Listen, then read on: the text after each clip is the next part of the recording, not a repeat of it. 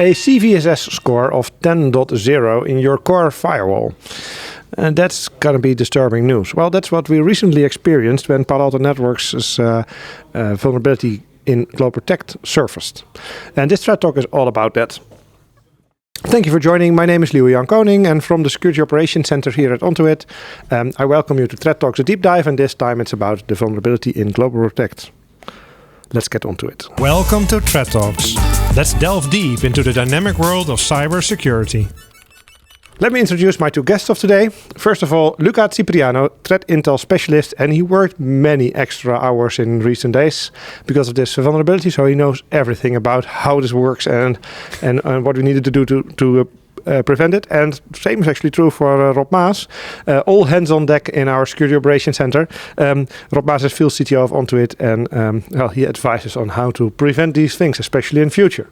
Right? Yes. Let's unwrap this thing. What I also should mention is there have been exploits in the wild from almost, not really day zero, but really soon. So it was really urgent to get all these things fixed.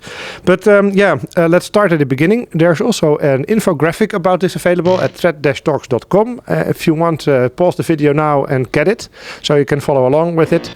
And otherwise you can also download it afterwards and use it to your good use. There's also, these two gentlemen have both written a blog post about this issue.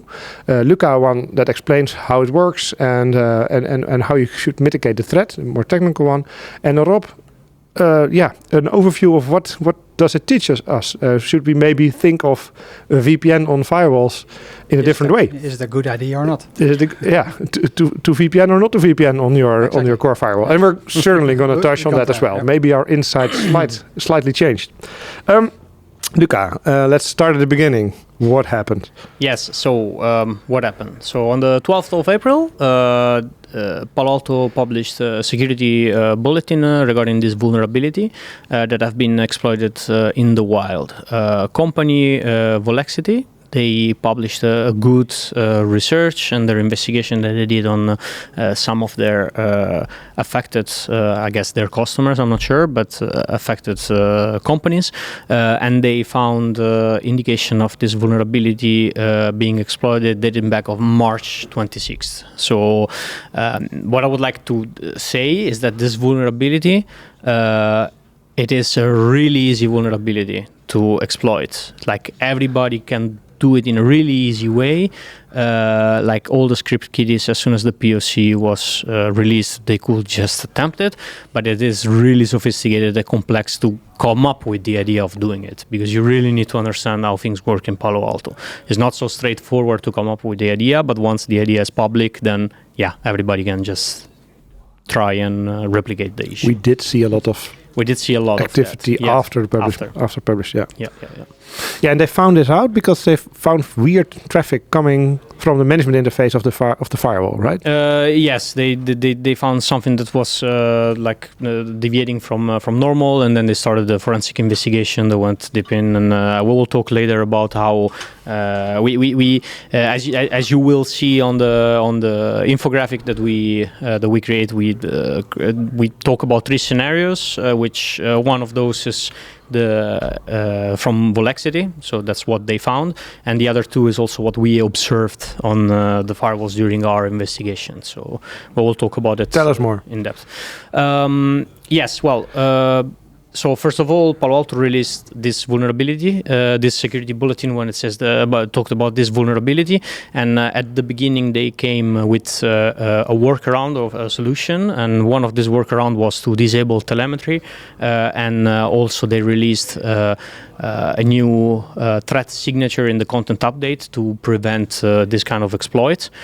So of course the SOC here, as soon as we heard about that, we started to check the firewalls for our affected customers that used GlobalProtect, and they had telemetry enabled, and we pushed automatically for all the customers the content updates, and then we also disabled telemetry for them immediately, and of course then we sent a notification to everybody to say, hey, well, this vulnerability came out, and these are the steps that we took. But we also informed the unmanaged customers, and we asked them to do it as soon as possible, because it was really bad vulnerability. Unfortunately, things changed over time, of course. Yeah, I remember this because there weren't that many customers affected, because by default we disabled telemetry. Yes. It gets automatically enabled if you upgrade your firewall, Indeed. and we don't like that, so we cut it off. Yeah. So what happened later, and I think it was around the 17th of April. I would like to say that before this, on the 16th of April, Palo Alto Networks, they just mentioned that aside from the workaround, there were like some minor version that you could upgrade if you were running an affected version that will solve the problem. So there was the possibility to upgrade also your firmware in order not to be vulnerable anymore. What we did, we decided not to go that direction, because of course we, as for Palo Alto, the mitigation was enough, and probably Rob can maybe tell the problems in maybe upgrading to a minor version immediately. Yeah, so upgrading a firewall is also always challenging. If you're lucky, you're running a high available cluster, so you have two firewalls running the same configuration, and they can take over when one of the firewalls goes down. That at least makes the impact of upgrading smaller. So one firewall gets upgraded, gets rebooted, the other one takes over, and no downtime involved. But that's one part of the upgrade process. And the other part is upgrading to new versions can also bring other problems with the upgrade. So minor changes in the software, minor changes in behavior. So we are always very careful with upgrading to newer versions for our customer, unless we are very sure that this is a stable version that we. Yeah, we want the firmware versions battle tested, huh? Yeah, we're not they should be always proven. go to bleeding edge, and now basically they ask us to go. No, Run especially basis. for customers that run critical infrastructures can Exactly. create a really big problem. So we need to make sure that everything. Yeah, is we keep a running list smoothly. of stable long-term Stable, support, more or yes. less, versions, and well, of course, that very new version did not go through all the extensive testing, so there's a risk involved as well. Exactly. So, yeah. And as especially in this situation where there's a workaround available that will prevent the exploit, then of course the safer way is to apply the workaround. Wait until the. Yeah, Rob, how does that work? This so there was a signature that can be installed, Yeah, so- but this is also encrypted. So Yeah, so in this case, GlobalProtect runs on the firewall. That means that the traffic is terminated on the firewall. So this is a big thing to remember. All the features you run on the firewall are getting terminated on the firewall. So that means that the user has a session with the firewall. And in order for the firewall to do something with the traffic, it needs to decrypt it to see what the user actually sent. The traffic for GlobalProtect will be decrypted at the firewall, and therefore the content inspection can inspect the traffic and check for the known malicious crafted packets that are being sent to the firewall to make misuse of this configuration or this vulnerability. So what you needed to do is make sure that there's a threat profile enabled, of course, and this latest signature was installed. Yeah. But SSL decryption you don't need to explicitly do, because No. that's implicit since it's running on the box itself. And it's also important to note again, this is only applicable if you run GlobalProtect. If GlobalProtect this was not running, so either the portal or the gateway. So if you have none of them running, then this vulnerability did not affect you. There were instances. This is important because there were instances where the GlobalProtect portal was configured but not used anymore. So you might be running it, but not. I mean, not running it anymore. But maybe in the past you did. Yeah. But in that specific case, the portal was still reachable as well. So you might be vulnerable even if you don't know that you're vulnerable, because I don't use it. You need but to you check did if use you it. have it configured. Yes. Yeah, but this was the easy part to detect whether you were affected in the first place. Version of the firmware and whether one of those two was configured. Just to be clear, so how does this work? There is a web server running on the firewall on the management interface, on the management plane, that's exposed to the internet, because everybody needs that's the whole nature of the it. data plane exposed to the internet, and therefore you can connect to the portal to say, I want to connect with your GlobalProtect environment. The portal is in essence, a web page where you connect to, you authenticate. It will tell you, okay, you're allowed to connect or not. If you're allowed to connect, it will give you the list of gateways where you then can connect to.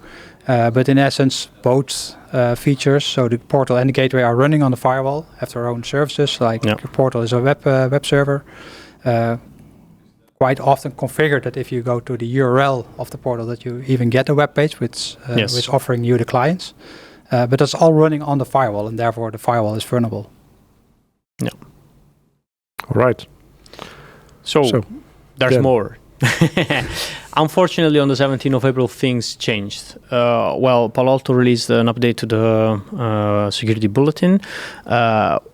They mentioned that disabling telemetry was not anymore a workaround to fully remediate the issue. They added extra threat prevention ID content update as a workaround for mitigating that. But aside from that, they also published a CLI command, kind of a little script that you could run on your firewall via CLI to see if there was any attempt to exploit this vulnerability. So, of course, as soon as this was available, of course, what we did, again, push the content update for all the customers, inform all the customers, and then we started to check every customer's firewall that were allegedly vulnerable for that, and we ran the CLI command to see if it was returning something. And at that point, on the 17th of April, I can tell you that every firewall that was vulnerable returned something. Luckily, most of them were just knocking on the door. So we determined that it was just somebody to check if they were. But it shows how easy it was to use this proof of concept really in most cases. And aside from that, we had some customers that actually had a real indicator of compromise. And of course, all hands on deck, and we needed to start forensic investigations on those devices, which, by the way, it's a bit complex for Palo Alto Networks firewall, because, of course, we don't have root access to the device, so we needed to contact a root engineer and have a session with them together and see if they could help us retrieve what we needed. They had use a USC, which is like kind of a live of a forensic tool, which is lightweight, so that can pull things like memories and some files. But aside from that, we also retrieved some extra files for our investigation. It's on the blog post. I added which folders were useful for us to determine. So from my understanding, because sometimes we saw certain attacks that happened before the mitigation could be in place. Yes. And those looked like the ones that were more awful. So then we needed to check what they did, get the operating system files, really start the investigation. Yeah. And once we got all those files out, then and that's what you're explaining in your blog file, what we did there. What we did, what files are important. On what to look for and where to start your investigation based on the experience after all those hours of working on the devices. So there's some tips on where you can start your investigation and what files are useful that you should retrieve extra from what you will get from the Palo Alto engineer just running the UAC script. Could you run through a few of those attack types that we saw or learned about? Yes, I just want to mention one thing, because as we are recording now, there's a new security advisory came from Palo Alto, which mentioned that there's a proof of concept by third party that if your device was affected in a real way, like that they really had an attacker there might be a chance that they might have also established persistence in a way that will remain also after factory resetting the device. As from what they mentioned, they published another threat content update for a new signature to stop this, prevent this if this is the case, and they released some fixes. So, but for the latest update, I will suggest to visit Palo Alto Networks, check the security bulletin also, because this episode will be released a bit in a few days. But in the meantime, if something happens, certainly look at our website, and if you're a customer, of course, you'll get emails from us, and we'll probably add if there's notable development, we'll add that in text at the end of the video. So, yes. We'll do that. so we know. Yeah, it's still ongoing. Yeah. Yeah. So that's it for the timeline. Now, how does this work? That's the cool part. Let's get to the cool fun part for you. Yeah, that's the fun. The fun part is really nice actually. I really like. I think it's really smart also that they found it out. There are actually two issues that create this vulnerability.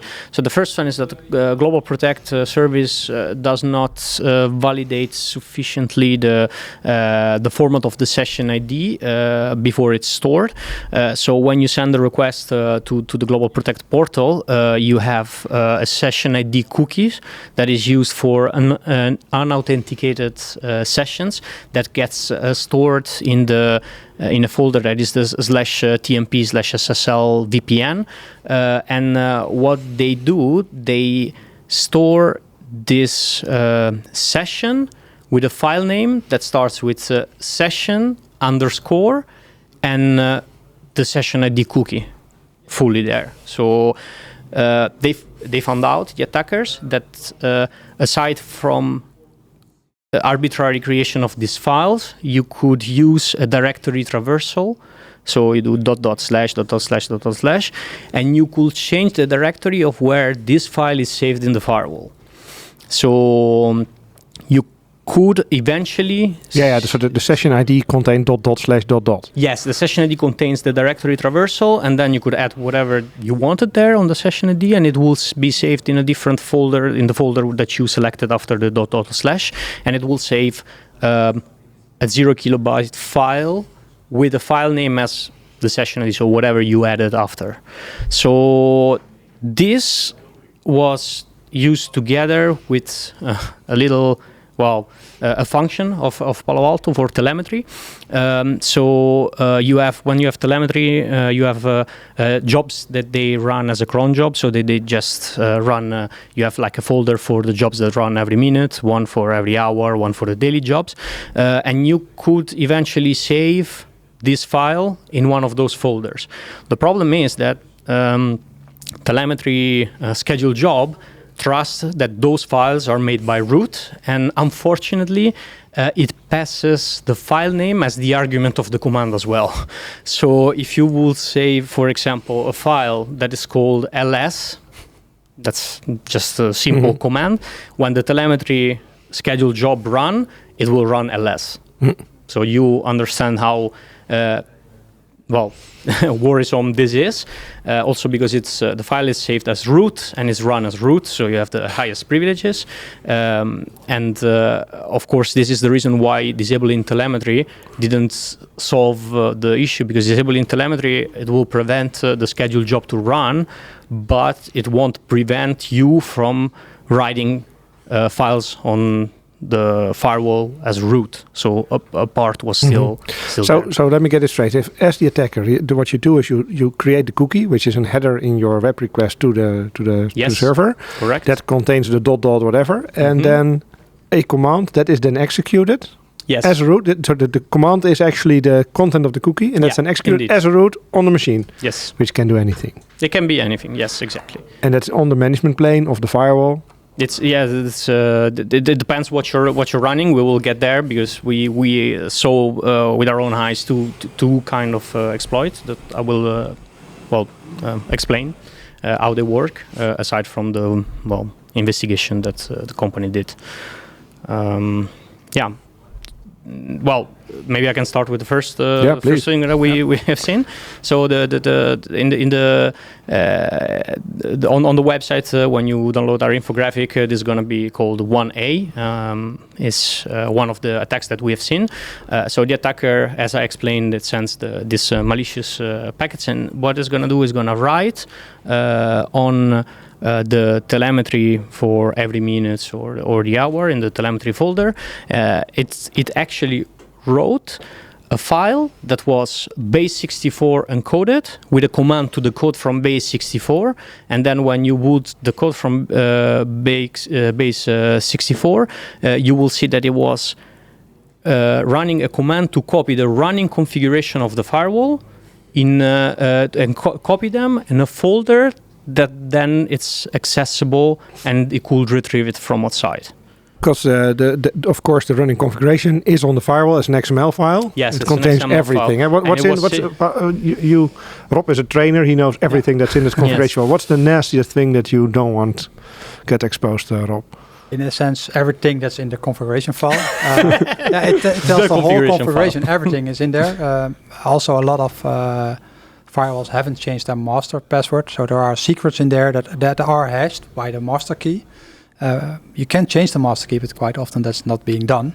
And there's a default, you can easily find it. And then you can decrypt the secrets as well. So you know the user password names, even from the administrators, the local super user account, which has access to everything.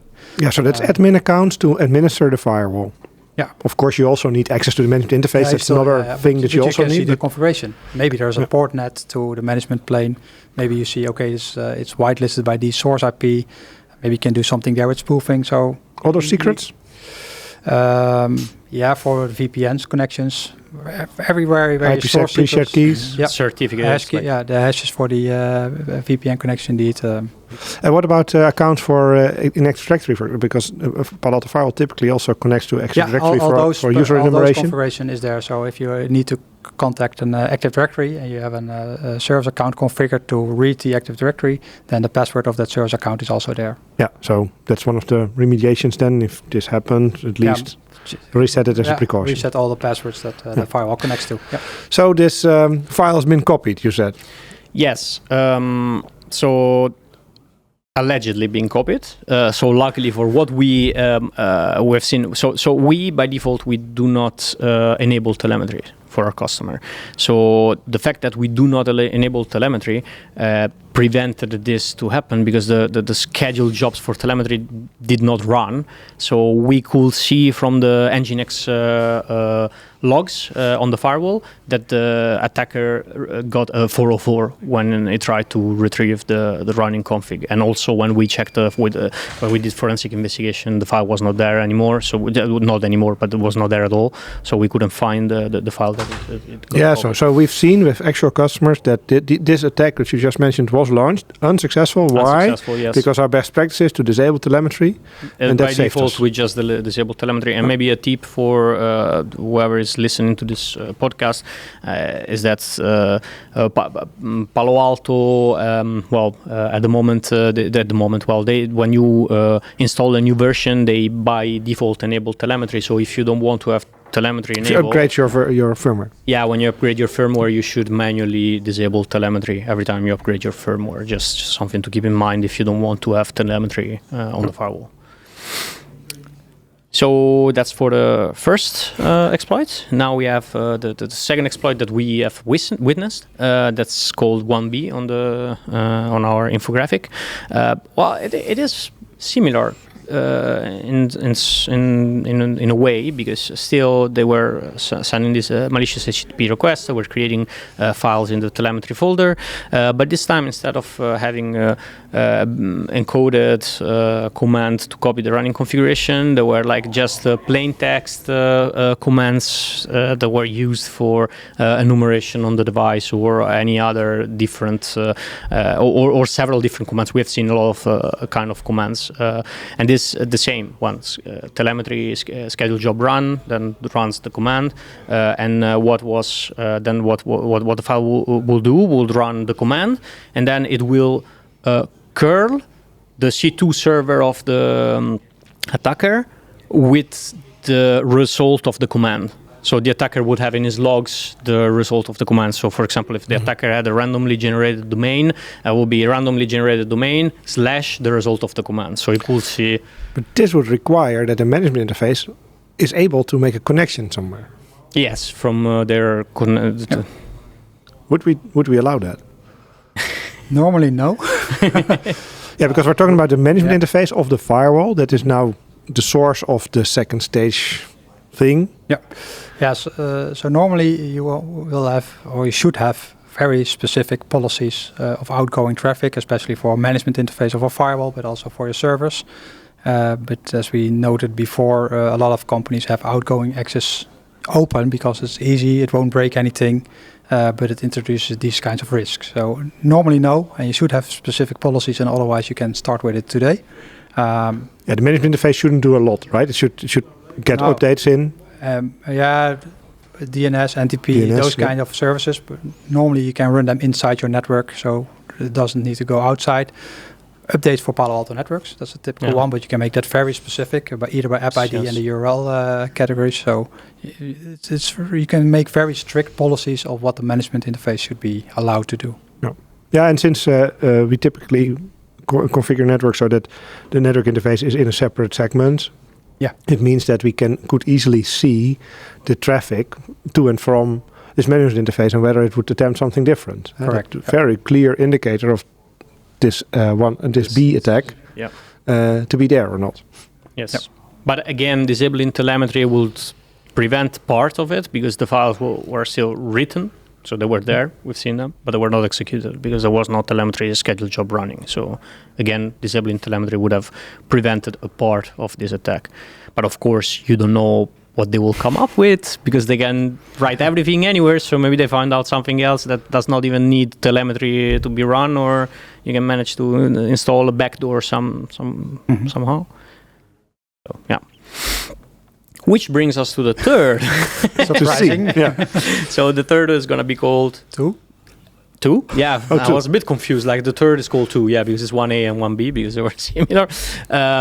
So this is what the company actually witnessed, and that's what was exploited in the wild from already end of March.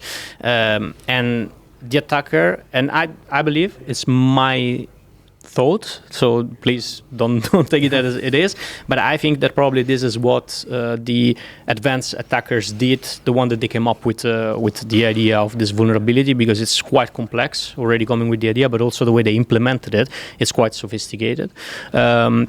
So the attacker, as I explained before, the attacker then managed to install a backdoor, which was a Python backdoor on the firewall, and the content of the Python backdoor was a base 64 encoded blob, so that was encoded as well, and it was abusing a legitimate function of Python that would make it start automatically. Every certain amount of time.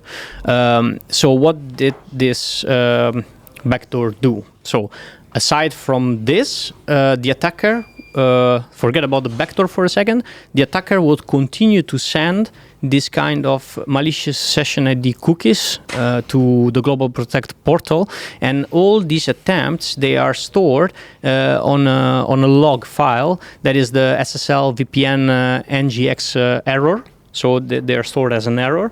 And what this backdoor does, periodically, it will scan this log file, retrieve all the entries in the file that follow a specific pattern, that is the one that the attacker choose, and then it will parse them, execute the command, and delete the entries from the error log. And the error log meaning a 404, for example. So you would just randomly call the web server, it would need, as it should, log a 404. Hey, I couldn't find this URL. Yes, every time you try to do this, it will log an error, because it's like kind of an error that it was not able to parse something. So you would have that couldn't get the file. You requested the file that didn't exist. The file, but it was like about there was an error for the cookies that are set, which is the script that Palo Alto Networks published as well to see if there were attempts, because these attempts were always logged in these logs. Yeah, but again, so you sent a packet to that web server, and that results in a log. Yeah, in a log, because you couldn't retrieve couldn't retrieve the directory. Yeah, I understand what you mean. Sorry. Yeah, and then this cute Python script of yours is constantly looking at it. Of mine, no, it was not of mine, but but it will scan it, search for the pattern, find the pattern, execute the command, and then delete the entries on the log. But also, once the command was executed, what it was doing, it was appending the result of the command to another file that was retrievable by the attacker, and it was like the bootstrap.mean.css, and it will append at the end the result of the scripts. So the attacker could retrieve the result of the command. So this backdoor appended it there. Oh yeah, because the portal, the GlobalProtect portal is built on Bootstrap, which contains a style sheet file, a .css file, and that's what they manipulate, so you can retrieve it because everybody can retrieve it without authentication. Exactly, so they can retrieve it, and after I think 5 or 10 seconds, it would automatically revert this style sheet to the original state automatically. This is not a script kiddie, huh? No, that's quite sophisticated. That's why I'm saying like really easy to reproduce, really difficult to come out with the idea, and really difficult to implement it in this way, because you're covering your tracks also. So that's really difficult to. So how did we find out that customers weren't affected, since it's removing? Well, we looked in forensic. We looked into the memories to look at the running. Of course, before retrieving the forensic image, we did not reboot the device. We did not apply any patch. We did not do like any upgrades. So kept we it pristine hacked. Yes, exactly. And when it was possible, for example, for a customer, we just switched it as a passive. Yeah, so we failed over to the non-affected device. The non-affected device, and the affected one was a passive one, so it could stay, until we could retrieve the data. We did have that network interface in a separate segment. Then you are still in control. So once retrieved, then we started the forensic investigation. We did we checked the memory, we checked all the scripts, all the files, all the .py files. We could retrace all the steps. We had clear evidence. Replayed it here. Yeah. We tried to look for any indicators of compromise that were known. Because of course Velocity did a good investigation. They published a lot of IOCs. They published a lot of commands that were hands-on keyboard done. So we checked for everything that we could to determine, and we couldn't find anything. Of course, devices after were factory reset anyway. After the investigation, we still take no chances. Before the investigation, after we retrieved the file that we needed.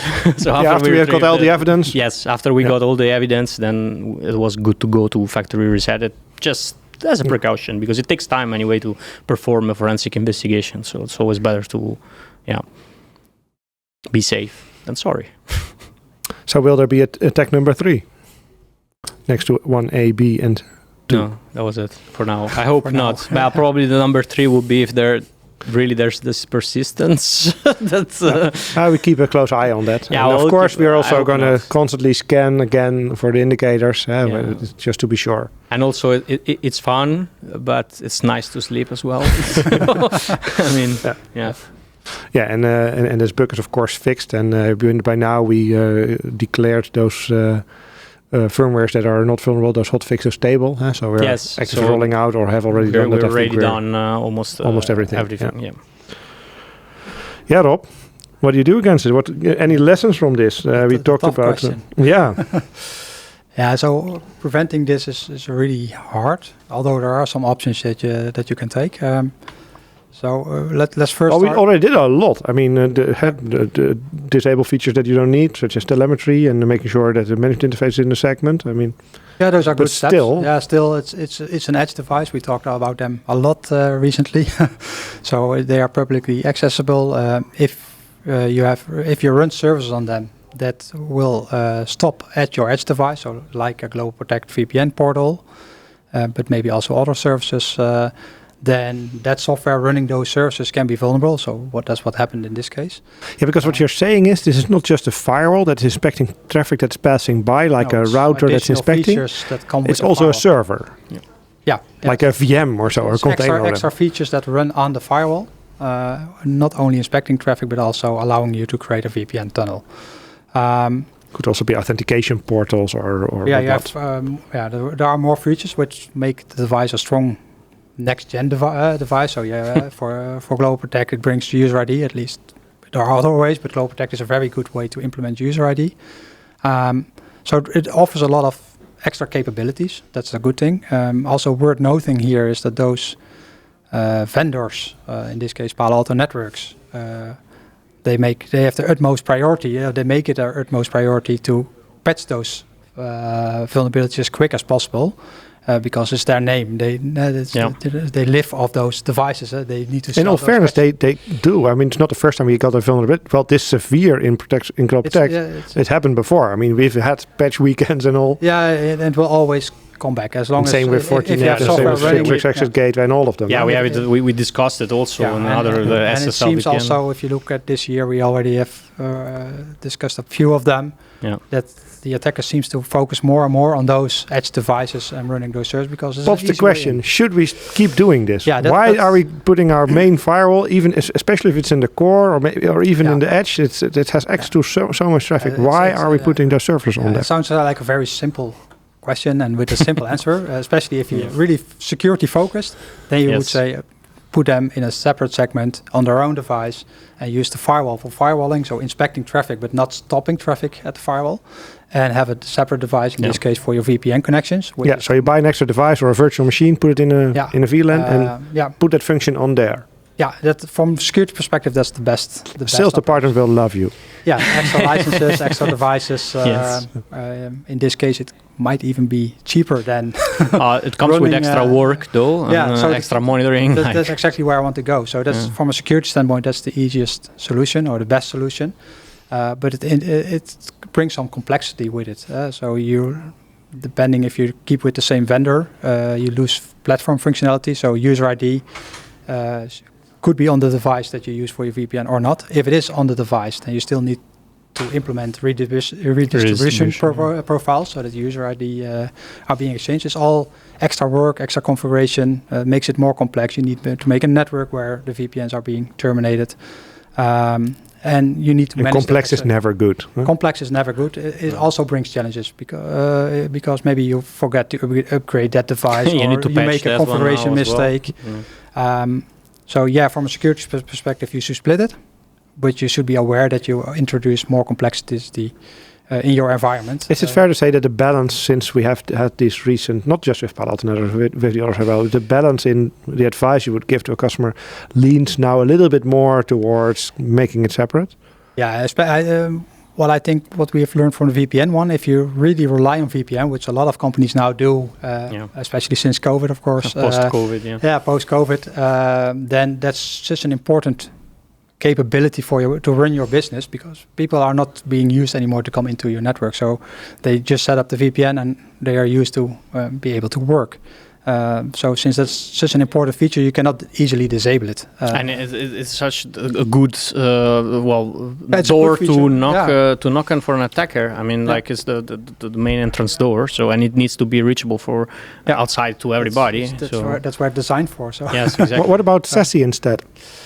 Yes, in a sense that is also GlobalProtect on a firewall. It's just that firewall is. Yeah, in this case, Palo Alto pointed out that SASE Prisma Access was not affected by this, but in essence, it could have the same vulnerability. It's just software running on a firewall, but it is managed by, in this case, Palo Alto Networks, where you then basically say to Palo Alto, okay, you are responsible for the device, so make sure it's not affected, it's patched, it's being looked. I'm sure they made it a priority to apply their own patches to that equipment. Yeah, but then it's you don't know. That's what I would do. Yeah, and it is for Palo Alto and not for the end user to do this. They don't need to worry about it. Yeah. You still need to worry about it, but you cannot do much about it. No. That's so SASE subscription would actually help in this scenario then. Yeah, or managed service provider, managed security service provider. Yeah, you have Sleepy. But also that is Sleepy Luca. When you're gonna, for example, if you have a managed service provider and you split the VPN functionality from the firewall. Who's going to manage that? If you're smart, you do it all with the managed service provider. So they are responsible for making sure that everything is upgraded and checked if it was attacked. Yeah. All right, gentlemen, thank you very much. I hope we taught our listeners all about this vulnerability and how to prevent it, gave a lot of tips. Again, look at our website, threat-talks.com, also on ON2IT.net. You will find a lot of material, blog posts about this subject, and we'll also share links to that in the show notes.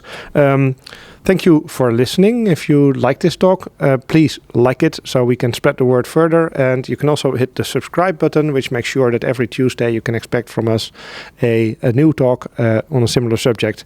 And then you won't have to miss any of them. We'd also love to hear your feedback. So if you could send us a comment in your favorite app or email us at team@threat-talks.com. And from the Security Operations Center, I thank you very much, and I hope to see you next time.